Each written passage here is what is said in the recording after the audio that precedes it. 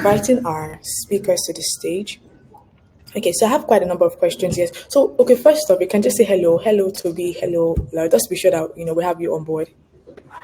Hi, Mayra. Good afternoon. Confirm you can hear me. Yes, we can. Yes, I can. Thank you. All right. So, the topic is as clear as possible: sustaining profits and business growth amidst inflation. So, the very first question on my mind, I would like Mr. Olawale to answer this question. Can you explain, inflation in simple terms and how it affects businesses? We often hear the term inflation, but in your own words, can you explain what inflation is and, of course, how it affects businesses? Yeah, thank you so much, Mario, and thank you, Zest, for putting this together and for inviting me to be part of this. Inflation, in a simple term, of course, coming from the word inflate. Inflate means something being bloated. And in simple terms of economics, is just prices going higher, so to say in layman's language. Of course, there are different layers of inflation. We have hyperinflation and etc. Yeah, so I think in the context of Nigeria, of course, prices going higher, usually driven by different market forces or economic factors, such as monetary policy, interest rate, prices or infrastructure, etc., logistics, etc. So driving it. So I would say basically inflation is, of course, prices of commodities or goods or standard of living going high, almost at very frequent rate.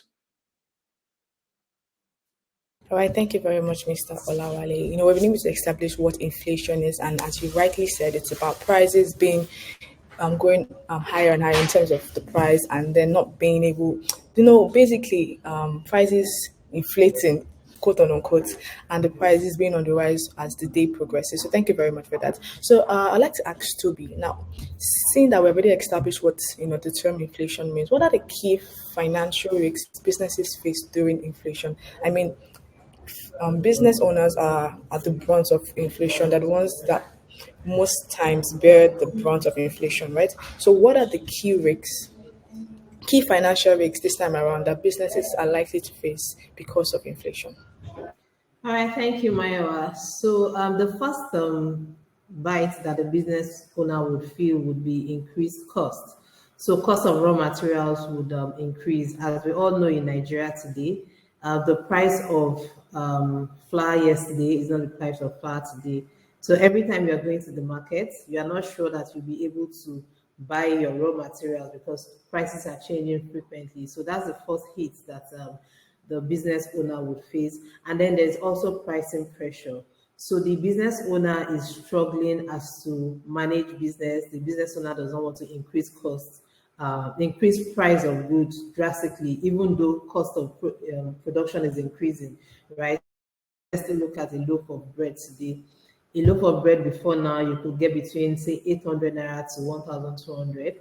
But as we speak, some people are selling a loaf of bread for as high as 2,000 naira. If you look at their costs, actually, they might not be making a lot of margin compared to what they were making before. So they are trying to manage costs. They don't want to pass they don't want to increase price unnecessarily. But because of the, inflationary pressure everywhere, they are forced to increase price. So at some point, you see the seller's business owner's profit is going to reduce at some point because he cannot really manage the cost of production. Its cost is going high. It doesn't want to pass all the costs to the consumer. So there's pricing pressure. Now, another impact that the business owner would face would be interest rates. So as we all know, inflation in Nigeria is currently around 34%. That's like the highest in 1996. And interest rate is also going up. So for businesses that have loans, they will also feel the bite there. So the first bite they are feeling is that the cost of raw material has increased. Now interest rate is also going to increase. So if you have a loan that you're servicing, you are more likely paying more now. So now you understand why at some point business owners need to increase the prices of their commodities or goods because there are a lot of pressures around the pricing, the interest rate, and all of that. Now, another risk that business owners tend to face will be cash flow risk, right? When there is inflation, the purchasing power of your consumers decrease. So your consumer can decide not to buy, or they can decide to buy on credit. Now, when they decide to buy on credit, on one hand, you are happy because you are making sales, but you do not have that cash.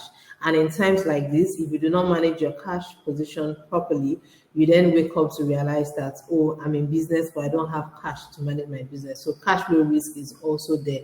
And then ultimately, the risk that the business cannot control at all is the risk of consumer not spending, because the purchasing power of the consumer has reduced.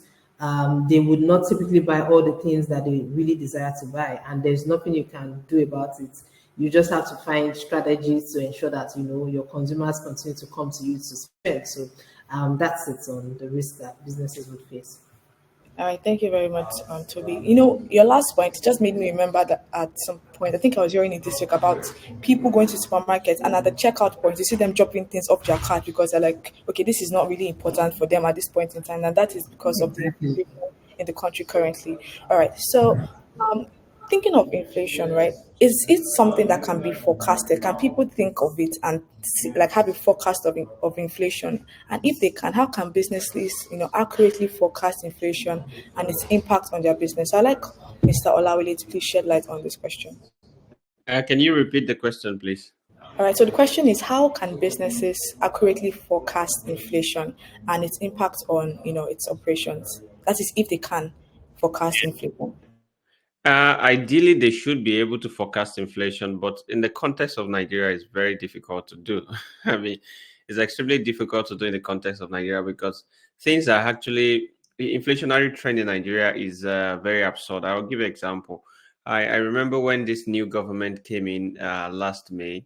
I'd taken time to read forecasts from PwC and all that, even Stanbic IBTC, because I think last year Stanbic had this media review which I also attended in Idejo. And, there was a lot of forecasts about what the exchange rate would be like, what this and that would be like. And interestingly, Nigeria economy defy all these things and went the other direction. So, even reliable economics or very strong financial organizations that have stood the test of time and have really forecasted into the future of Nigeria in the past. And it was like that. So nowadays, even when they forecast, Nigeria economy will just go the other way against their forecast. Yeah. So it is very difficult now as business owners or as entrepreneurs to really plan because in the case of Nigeria, there are also other factors beyond, let's say, monetary policy interest rate that is driving inflation.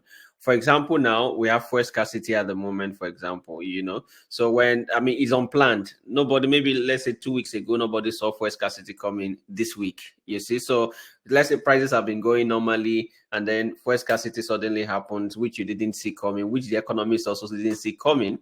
And then now the prices of fuel is gone up, or even where they are selling at the normal price, the waiting time is so long. Maybe drivers are waiting for like 5 hours before they get fuel. So at the end of the day, they have to add more money because they have wasted a lot of time in the gas station, all that. So I think it's extremely difficult now, which is one of the things which we would call uncertainties as entrepreneur. The uncertainties is very high, and which makes it difficult to plan and also follow the inflationary trend. The same with the exchange rate, for example. For example, we import coffee into the country. You import at this price now. I was just checking the dollar rate before your question came in, and then it has jumped up again. What it was in the morning, it has gone higher, by some naira. So it's really difficult, I would say, in the context of Nigeria to plan and really track things because there are a lot of factors that are even beyond economics, I would say, that really influence what businesses are in Nigeria. Like Toby said, I think it's really having a big hit on businesses, to be honest. And then profits are now very slim. Businesses are more in like survival mode. Just keep going, sort of. In as much as you can cover your running cost, it's okay. Not profit a lot. And also, debt is growing wider for businesses because now it's really, really difficult. So everything in the last few days, I was thinking to myself that I think Nigeria is moving towards a full-blown credit economy because I don't know actually any business that can survive now without credit. You have to keep taking a lot of credit, and the credit margin is just growing wider and wider by the day. Yeah. So I would say, for me, based on my experience, it's not something you can track or you can predict or you can plan for. All right, thank you very much. I mean, it just All goes right. to. Okay, I wanted to add All right, please go ahead. something. Thank you, Rotimi. So I'd say that for business owners, they also need to be aware of what is happening. For example, some people are in business, but they don't even understand what is happening in the economy. So, for example, you need to stay close to your financial institution, so you get to know about the impact of all of this information on your business. Some people do not know that, okay, this is the current interest rate, this is the impact of my business. So you need to stay close to your financial institution so you understand the impact of what is happening in the economy on your own business. You can also use scenario planning. We all know that things are changing rapidly. So whenever a business owner wants to make plans, you should make plans during using different scenarios. Okay, I want to import coffee. What is the impact on my profits if exchange rate is 1,500? What's the impact on my profits if exchange rate comes down to 1,300? Or what happens if exchange rate goes to 2,000? So that's scenario analysis, trying to have that kind of scenario understanding so that if any one of it plays out, it doesn't catch you unaware. I think that will also help. Thank you. Yes, I agree with you, and we actually do a lot of scenario analysis. So, for example, now internally we have our own exchange rate. So we don't go by the country's exchange rate. So we have our own exchange rate. We can mark up sometimes internally when we're doing our pricing. Let's say 300, 400 naira higher than the country's exchange rate. Yeah. So, but also there are a lot of factors I would say I see as an entrepreneur in Nigeria that you can't just your scenario analysis cannot capture them. I mean, it's very complicated and extremely difficult, And I agree with you too. It's important for businesses to follow trends, events, and things like that to know. I mean, for example, now the planned nationwide protest, which is planned for August 1. I mean, this morning as a business, we still met. We are still thinking about it. We're already thinking, okay, we have to, of course, slow down on the bakery side from tomorrow. We have to write all our host organizations to tell them that, okay, what is your plan? Are you going to open August 1? I mean, we would rather not open because we rather like to observe what happens August 1. So we're already, I mean, looking at all these things so that we don't have a case where, okay, our products are out and then there's protest. The driver is waylaid on the road, all the meat pie is taken and eaten, and then we run into debt. Or let's say the meat pie gets all the snacks get to Stanbic, for example, and say, oh no, Stanbic has given an emergency notice that all the staff should go home because of protest. So what happens to all the pastries? So we also do all these follow-ups and trends, but sometimes it is just very, very difficult to catch up with trends. I'll give an example. So I think the Muslim Eid festival was it for the Ramadan fast? So the holiday ideally was meant to be a Wednesday and a Thursday, right? Yeah, and then a Tuesday and a Wednesday. Then the government gave a Tuesday and a Wednesday initially. You see, and then we're planning again to open up on Thursday, and then suddenly after we had planned and made some preparations of perishables, there you go.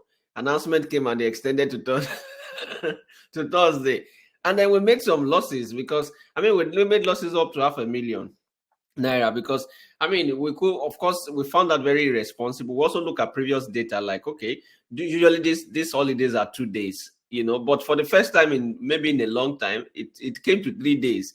I mean, we didn't expect that, we didn't see it coming, but I mean it happened, and it was very costly for us.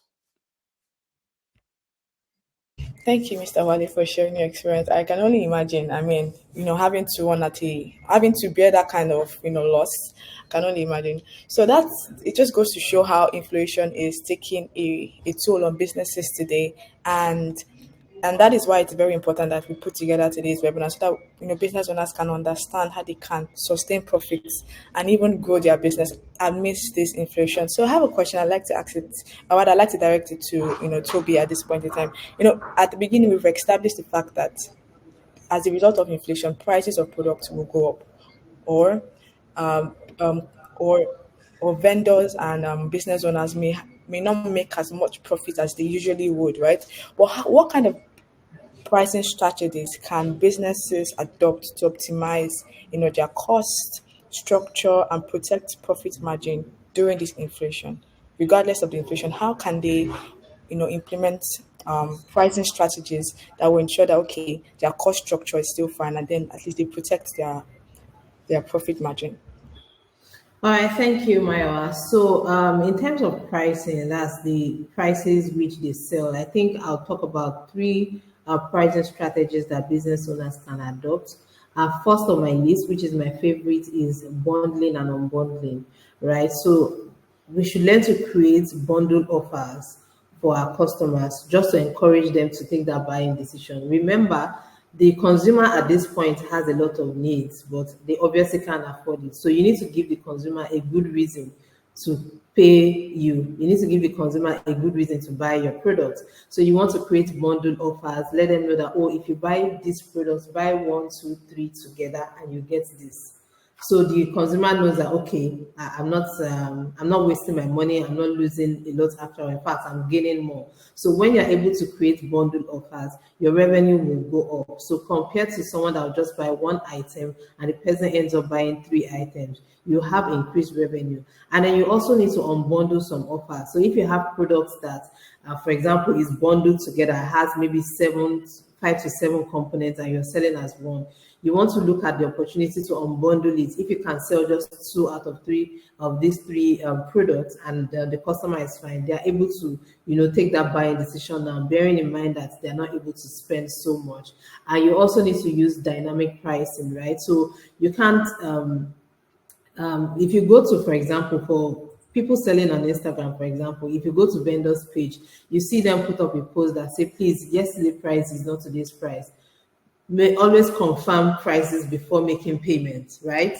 Because you've engaged the vendor last week Monday. Oh, I want to buy this particular shoe, and the vendor says the shoe is 25,000. They will confirm to you. Don't pay based on that 25,000. You need to come back to me to confirm the price as at today. That's why you see them when they give you price, they tell you this price is only valid for today because things are changing rapidly. So you also need to be dynamic with your pricing. And then I would like to say that you also need to do some form of psychology, stay close to your customer, and then you need to psych them up. You need to give them reason to spend. You need to give them reason to buy, right? That is you staying close to your customer.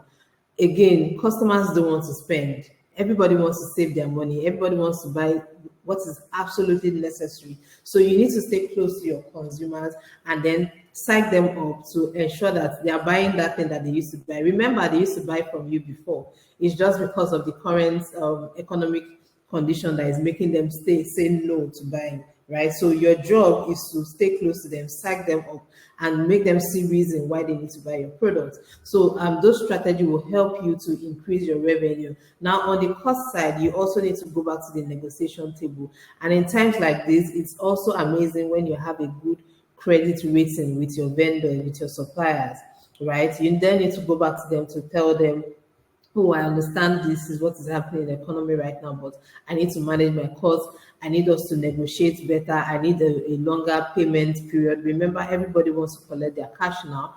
But if, for example, you get a bag of flour and you pay ideally within 2 weeks, can you negotiate to pay within 4 weeks? So that you have more cash flow to play with and all of that. So those strategies, if implemented properly, will help businesses increase their revenue and ultimately sustain their profits.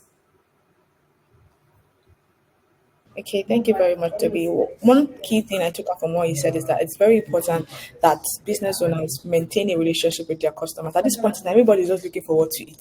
People are not looking for how to spend extra money, right? So it's for you to now give them reasons to come around and to continue buying from you. Maybe not as much as they used to before, but then to keep on, for them to keep, showing up, and then that way you'll be able to at least increase your profit margin. Thank you very much, Toby. So I'll be moving on to Mr. Wale very quickly, and amidst this inflation, so people's businesses are actually thriving. And sometimes it's very funny. You just sit down, what is going on? What exactly are they doing differently, from you or from any other business owner on this call? So my question basically is, how can businesses identify new growth opportunities, amidst this inflation? Like I said earlier, some people are actually thriving, right? So how can business owners, see up new opportunities for growth in this present, let me use the word, economy? Yeah, it's a very difficult question to answer for me because I'm wondering where are the new opportunities for growth. But like Toby said, I think I picked quite some important point from what you said, which is staying close to your customers. I mean, right now people are really hit. Income is not increasing. Inflation is driving so fast above income, and these are customers who have been there for you either to, so for me, I would say it's important to stay close to the customers as part of staying profitable this period. And more important, I think I would say one of the key things for growth this period is redesigning your product while still staying within the framework of your vision. So I was reading some commentary online about recently about highbrow restaurants in Lekki. Some of them are closing down. Some of them who used to screen people to come in, they no longer screen people. If you come with any car, you can come in nowadays. So I mean, it's very clear that the economy is eating everyone, whether the high or the low. So it's a time to really redesign your product, because people are now more focused on just survival, the basics of life, clothes, feeding, housing, so nobody is thinking of some jollof rice that you just design and put some flour around it and the likes. People just want to eat jollof rice, so I think it's time to really start redesigning products to make them affordable, in quotes, and also healthy for people to consume. I was speaking with a vendor few days ago, and I was talking to her. I said, well, you need to design product that fit into customers' budgets. Yeah, because their income is not increasing. You cannot blame them. It's not their fault, and they are not the cause of inflation anyway. So, but they have to survive. So I think designing product that fit into people's budgets is very, very important at this point for businesses to grow and thrive. I also think one of the key things at the moment is a bit buying, I would say, which is more like offering some kind of comfort buying in terms of credit for customers, which we also try to do in our various shops. Like, okay, we have a policy. If we have people working in the building who want to come and buy on credit and pay at a particular time, let them do. Because I think it's very important nowadays that people don't have a lot of cash to play around with. So if they are comfortable to have breakfast free of charge, breakfast on credit, and they pay at the end of the week, I mean, why not give it to them? And so I think also bait buying, because if you have to keep maintaining all the strongholds that you have maintained hitherto, purchasing will drop. And then, yeah, so I mean, like a bit buying, allow people to pay on credit over time. And also, of course, you also negotiating credit terms behind with your suppliers, just as Toby had mentioned. I think this could be key. All right, thank you very much, Mr. Thank you. So, in addition to that, I also want to talk about new market development, right? So, during inflation times like this, we have economy just slows down. So, as a business owner, you need to then increase your business activities, reach out to new markets, right? So, if you're, for example, your location, you're focused mainly on customers on the island, it's time to look at customers on the mainland, because we have a lot of people there. And for all you care, you might think, oh, the kind of product I sell is only for people on the island. There are a lot of people on the mainland that can afford your products. And Lagos is just one state out of the 36 states we have in Nigeria. So you also want to look out to develop new markets. That's where you are able to, increase your business activities and ultimately improve your output and revenue. Okay, thank you very much, Toby, for your contribution. So, like, what I've been able to take out from both of you's contribution is the fact that you need to understand the economy and how it affects people. Like Mr. Wale said rightly, like if you can make it convenient for them to make payment, as far as they do make payments, because like you said, nobody has spare cash to just lend around in this period of time. Everybody's looking for what to eat and to move on with their life and to make sure that everybody, maybe their family is comfortable. So if you can make it convenient for them as much as possible, please do, because of the current economic situation that we're in, as well as you need to be able to, like Mr. Wale said, ensure that your product fits the purchasing power of your customers at this point in time. So thank you very much for sharing, Mr. Wale, and of course Toby. So Toby, I have a question and I'd like to direct it to you. So what financial metrics should business focus on What financial metrics should business focus on to be financially stable during inflation? So the ultimate financial metrics right now should be your improved cash flow, cost management, and then profitability. Well, we all know that a lot of businesses are out there to be profitable, right? But in times like this where people are not spending, what are you going to do? You still want to be profitable, but you have to manage profitability and cash flow. We all know that to be profitable, you can sell on credit and be profitable, meaning that, okay, I sell 10,000 units of my products today and I tell my customers, you know what, you can pay in 2 months' time. At this point in time, that can be very risky for your business. So you need to ensure you get all your cash early enough so that you have the liquidity in your business. You also want to consider to moving your business online. So, for example, let me bring it to Zest. Today on our marketplace, we have the buy now, pay later service. So, if you have your product listed on Zest Marketplace, for example, if you want to buy this phone and you come to Zest Marketplace, there's an option that's when the consumer comes, there's an option for the consumer to use the buy now, pay later option. So what does this mean for you as a business owner? I go to the marketplace, I see this phone. Okay, this phone is valued at 200,000. I just check out with the buy now, pay later option. It means that I am taking a credit to buy this phone. For the business owner, don't worry, your money is going to come to you once you deliver the product in line with our SLA, and then the credit company and the consumer will sort out themselves. So the consumer can choose to make their payments in 4 installments. That way, everybody's happy. The seller has sold the product, you have your money, you have profit, you have your cash. The consumer also is able to afford what they need at this point in time and have the opportunity to make their payments in installments. In addition to this, business owner also need to focus on cost management. So this is not a time to continue to spend on items not necessary. You need to run a lean and efficient business operations. Look at your cost structure. Any cost that is not important to you, any cost that is not really necessary or adding to the bottom line, you don't just do away from those costs and focus on the costs that are absolutely important for the business. Thank you. All right, thank you very much, Toby. I just to add to this, this is like my own opinion. Like you rightly said, if they have to cut down some costs, some people have to cut down some packaging costs. For instance, if packaging is taking a huge amount, for in production, businesses can actually cut down on. They can look for better packaging options for lesser amount of money, right? So this is very important for business owners to know. Thank you very much, Toby. So back to you, Mr. Wale. We're running up very quickly. Just to add, if you have any questions, please do not hesitate to drop it in the question box so that our speakers can do justice to your questions. All right. So the question I have now is, how can businesses adapt their business models to thrive in this economy? How can businesses adapt their business models to thrive in this current economy? So that's a question I have for you, Mr. Wale. Yeah, I think it's similar to what has been asked earlier, and the answers perhaps also similar.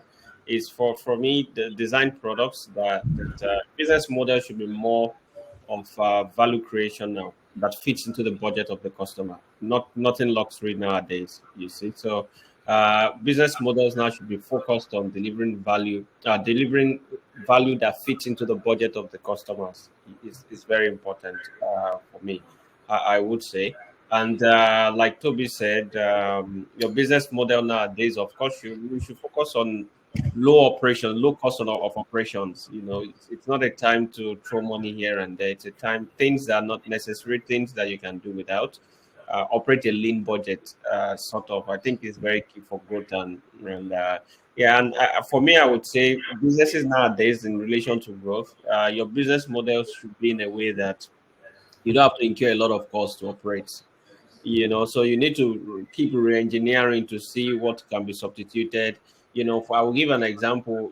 We have a little apartment in town, where we say, okay, we move some of our production to this apartment instead of paying rent somewhere else to get it done. You see, so now we are beginning to think. In few years ago, we're not thinking that way, but now we're saying, okay, instead of this apartment is just there, not really creating a lot of value, and then we're paying maybe times two or times three to run some production in a particular place. Why not just bring this production to this place? So I think businesses need to start thinking towards a direction.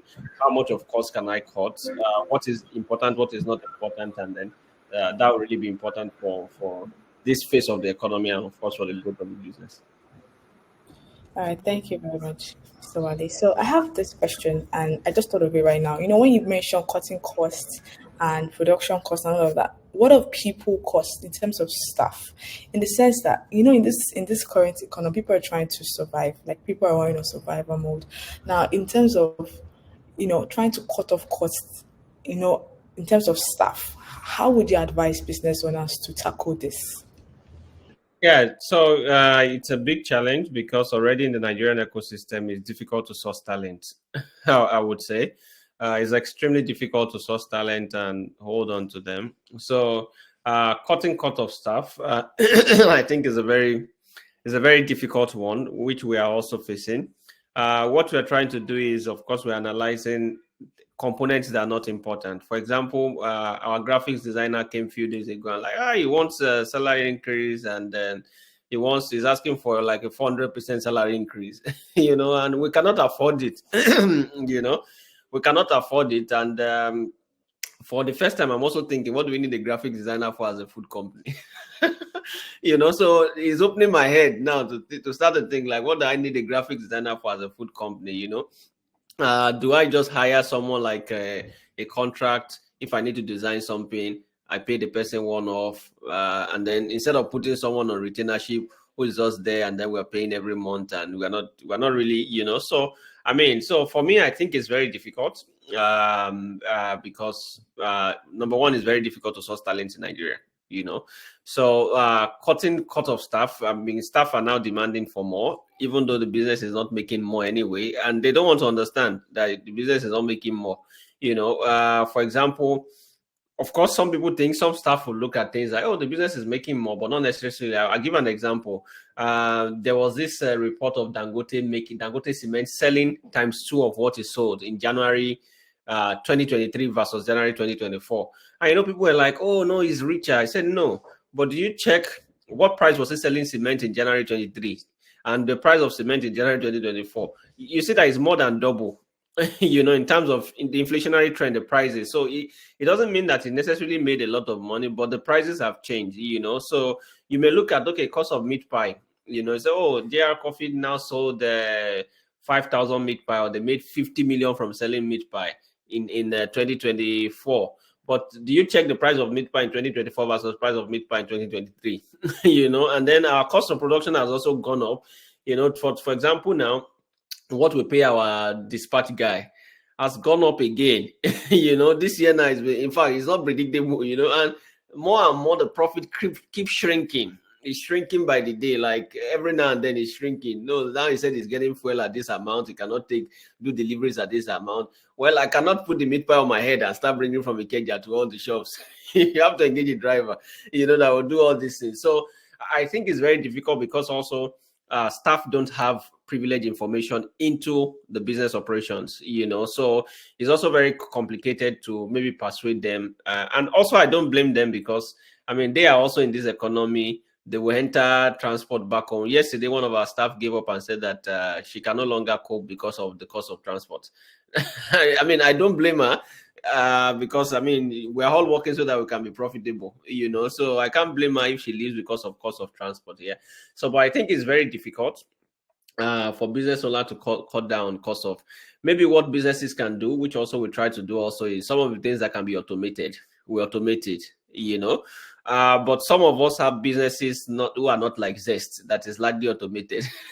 So some of us have businesses that people have to be there physically to get things done. For example, now you cannot use a robot to bake meat pie. We don't have that kind of robot yet. So you need human beings to mix flour, to do this, to do that, to weigh and all that. You can't use robot to sell coffee, so you need people. So invariably, it's a battle we keep fighting. And to be honest, I'm still blank as an entrepreneur to know how to manage the situation. I know that eventually I started to think of, okay, some staff are not really needed. For like the graphic staff, for example, what do we need the graphic staff for in the coffee shop or in the coffee business? Maybe when we when we need to do graphics, we can hire someone to just do it one off and go away. for example. So much here. Thank you so much, Mr. Wale. All right, so we believe that the inflation in Nigeria will become better as the months progress. But in the meantime, right, since it is still what it is, just wrapping up, I like our two speakers in a minute or two just give final words to business owners, in this in this on the call right now. Yes, just like a word of, will I say a word of encouragement, right? So that business owners know that I think it's very important that community works at this point in time to know that they're not alone and to know that, okay, they can actually have and make profits, right? So it's just, I just want you to, in 1 minute or two to give a word of advice to business owners on the call. Okay, thank you, Maiwa. So for me, I think I would like to say that this is the time to be resilient and remember why you started, right? This period will pass away. This period will pass away and maybe come back later because it's always a cycle. We have the ups, we have the down. It's always a cycle. So what is happening now? This is not the first time it's happening, right? But it will go away. So what are the things you should focus on? All the things that we have mentioned earlier. If I'm going to summarize it, I'll just say, focus on your financial management, focus on your partner, and focus on your strategy. There is a reason why you started the business. If you have been following our webinar, we've mentioned something around strategic planning. So you are not in this business just to make profit for today. You are in the business for a long term. So focus on the journey ahead. Oh, this is a season that will definitely pass, but continue to, manage your resources, get your cash flow right, stay close to your customers. Your customers are the reason why you are in the business. If you do not have customers, then you don't have any business in business. So stay close to them and continue to be consistent and resilient. In a matter of time, you will look back and really, talk about what happened in 2023, 2024. This too shall pass. Thank you. I can see that you sound really motivational.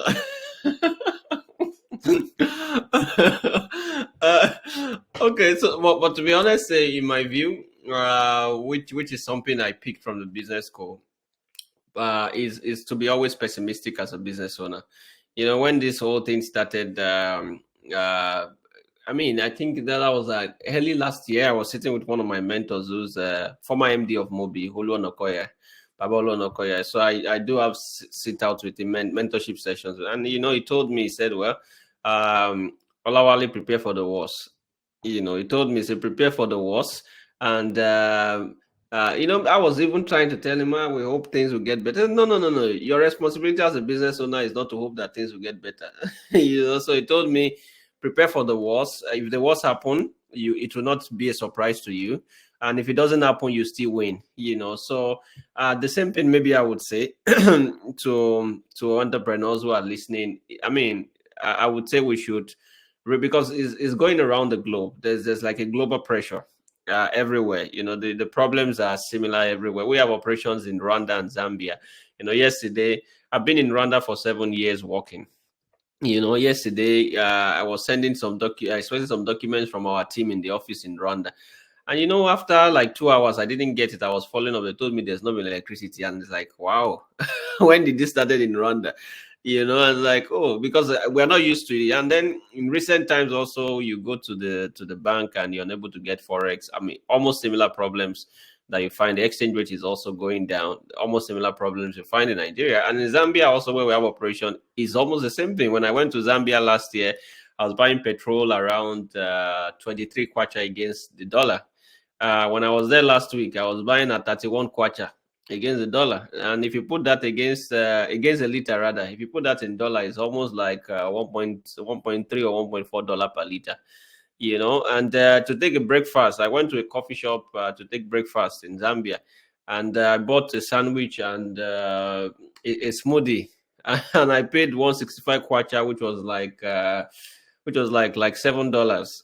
It was scary when I looked at the prices. So for me, it's a global issue, and it's something maybe that why we're optimistic, we should also plan for the worst. I would say just in case that the worst happens, we are not it. So businesses should keep managing their finances, just like Toby said. Manage your resources very efficiently. Also stay close to your customers. This is not a time to, I tell people now, I tell our team nowadays, like, see, it's not a time to lose any business. We can't lose any business nowadays. Anybody is coming for this and that, we can do it. It's not a time to start selecting and say that, no, we can't work with this person, we can't work with that person. So this is a time to stay close to your customers. Also improve on your value. I think diversification is very important, or expansion of services is also very important at this point. If they are connecting services an entrepreneur can offer in relation to what they do. Let's say someone is a photographer, for example. Now, to make yourself valuable as a photographer, why not add a videographer to you? So just that in case someone wants to do a wedding, is asking for visual services, you can give it as a bulk pack and bring the videographer. Why not have event planning, alongside? Doesn't mean that you have to do it, but you can bring people into your network and offer it like a bulk pack. Toby was talking about offering bulk services to people. So I think these are quite important things that entrepreneurs should have. And also, I think it's good to stay close to the news and the trends. It's very important. These days now it's very important for entrepreneurs to stay very, very close to happenings, not just economic news alone, societal news. There's going to be protests. Stay close to it. Try and analyze it. Like Toby said, what all these things have implications on our businesses. So we have to look at them and say, okay, this thing is happening. And also global event, not only Nigerian events. If there's something happening in the Red Sea, one way or the other, it affects us because it affects global supply chain, and some might affect us. Government policies, all these things, I think is very important for entrepreneurs to stay very, very close to all these developments as to weather the storm. Hopefully, someday this will pass, just like Toby said. Thank you very much. Hopefully, the storm would subside very soon. Okay, so in wrapping up, I have one final question, and this question is this the best time for SMEs to increase marketing spend in order to sustain profit? As much as businesses are running, they're not running as they would in if the economy was great. Is this the best time for businesses, or rather SMEs, to increase marketing spend, in a bid to sustain their profits? Okay. Okay. Yeah. So for me, it's two ways, because marketing is also to generate income. Marketing is not designed to just throw money away. Rather, what I would say is businesses should rather be prudent in their marketing budget. It's very, very important.